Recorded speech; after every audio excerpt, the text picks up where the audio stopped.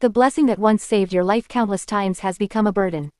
A bloodthirsty rage helps you on the battlefield, but you're a parent now, you have a responsibility you must fulfill. From a child, all I have known was rage. It helped me survive the bullies in the orphanage. It helped me survive the streets when I was expelled from the orphanage for maiming my bully. It helped me survive the dungeon when I was locked away for brutalizing my would-be mother. And it helped me escape prison when they were going to hang me for ending the life of my abusive guard. I was on the run for years. The short fuse kept me alive. No combat training, just the overwhelming urge to lash out on those seeking to harm me. I was found one day, but I was given a choice: return to the dungeon or join the king's army. I was tired of running away, so I decided to enlist and put my rage to good use.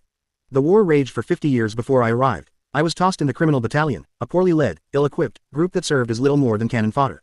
The enemy was better armored and numerous, but my blind fury on the battlefield was unmatched. Over 200 bodies to my name in the Battle of Gelford, 95 in the siege of Fort Bronzer. I do not remember these much, but allies described a palpable fury that sent enemies running for the hills. Most of my battles, I simply remember a friend being hurt, or an enemy's underhanded tactic, then it all goes red.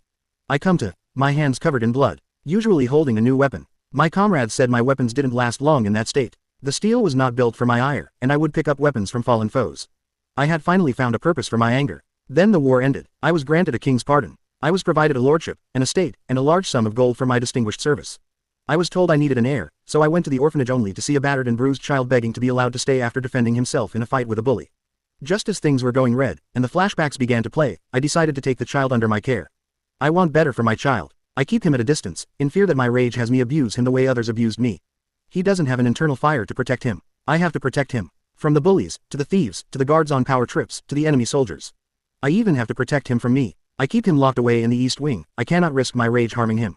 He has servants, teachers, cooks, and guards there to provide for his every need. It sounds cruel now, but when I am gone, he will inherit this entire estate and be free. I don't care if he understands now or ever, but this rage won't let me last long. It was good for war and poverty, but it's only a hindrance to peace and luxury. The loneliness is perpetual. The other nobles look down at me for being a brute, the peasants fear my reputation, my ire seeks new targets, but the war is already won. I shall fall on my own sword on his 15th birthday. He should be ready to handle the estate by then.